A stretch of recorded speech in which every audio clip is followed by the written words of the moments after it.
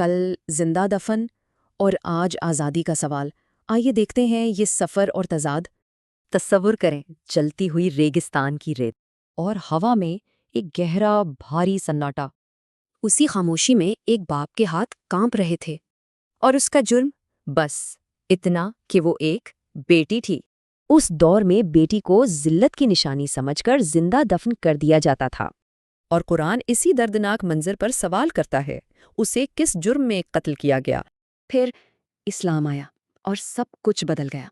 اسلام نے عورت کو ایک نیا مقام دیا، بیٹی رحمت بنی اور ماں کے قدموں تلے جنت آئی۔ نبی کریم صلی اللہ علیہ وسلم نے فرمایا، 2 بیٹیوں کی پرورش کرنے والا جنت میں میرے ساتھ ہوگا۔ اسے زندگی، پہچان، وراثت اور تحفظ جیسے بنیادی حقوق ملے۔ تو جو کل زندہ دفنائی جاتی تھی، آج اسے زندگی اور عزت ملی۔ لیکن وقت کے ساتھ ایک بالکل نیا سوال کھڑا ہو گیا۔ ایک طرف اسلام نے جینے کا حق دیا، دوسری طرف آج وہی اسلام سے آزادی مانگ رہی ہے۔ تو سوال یہ ہے کہ آخر وہ آزادی کیوں چاہتی ہے؟ لیکن کیا ہو اگر یہ سوال ہی غلط ہو؟ اصل سوال شاید یہ ہے، کیا اسے اسلام کا حقیقی پیغام کبھی پہنچایا بھی گیا؟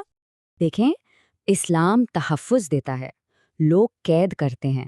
اسلام عزت دیتا ہے، لوگ کنٹرول کرتے ہیں۔ تو مسئلہ اسلام میں نہیں بلکہ ان مسلمانوں کے عمل میں ہے جو اسے ڈھال بناتے ہیں۔ اسلام نے عورت کی قدر اس کے وجود سے کی ہے، نہ کہ صرف اس کے جسم سے۔